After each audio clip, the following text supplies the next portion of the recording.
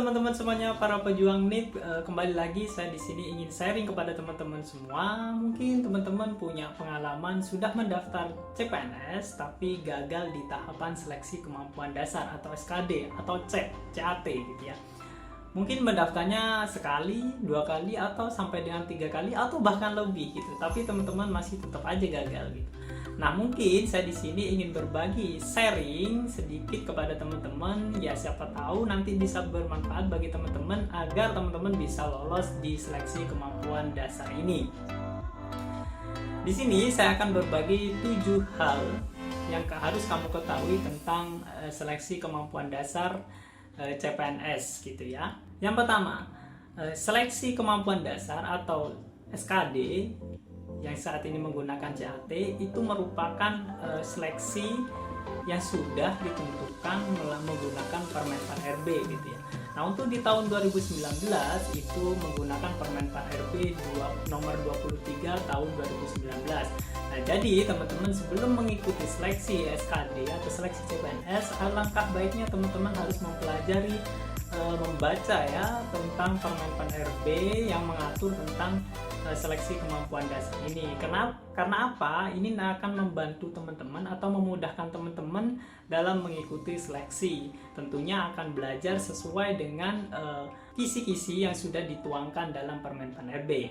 Yang kedua, teman-teman banyak yang belajar tapi tidak sesuai dengan kisi-kisi yang sudah dituangkan dalam Permen Pan RB. Nah, jadi bagi teman-teman tipsnya adalah yang harus belajar sesuai dengan komposisi yang sudah ditetapkan melalui Permen Pan RB. Gampang sekali kan? Tinggal baca, pelajari, cari materinya, selesai. Nanti teman-teman sudah siap. Yang ketiga, perlu teman-teman ketahui bahwasannya CAT ini menggunakan sistem passing grade atau nilai ambang batas yang harus dipenuhi dalam tahapan seleksi.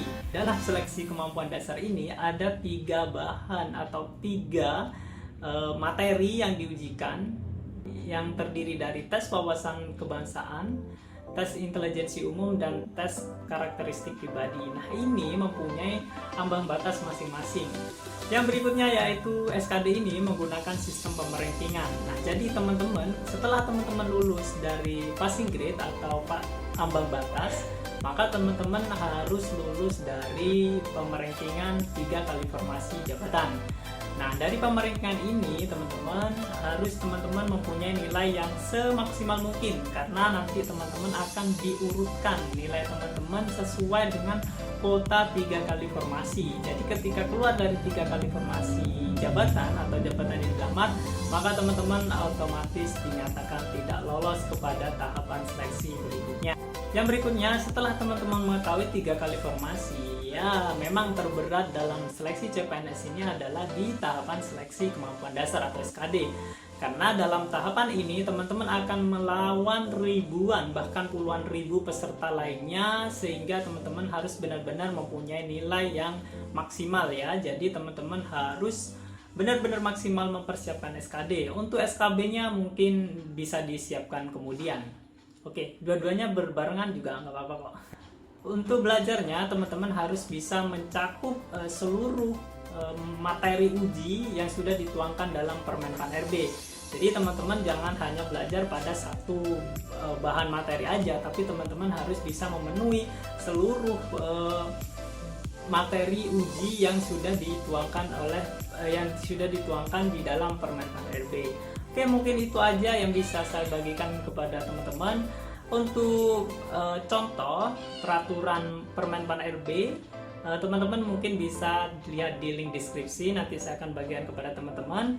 Semoga bermanfaat buat teman-teman semuanya, semoga sukses, dan salam abdi negara.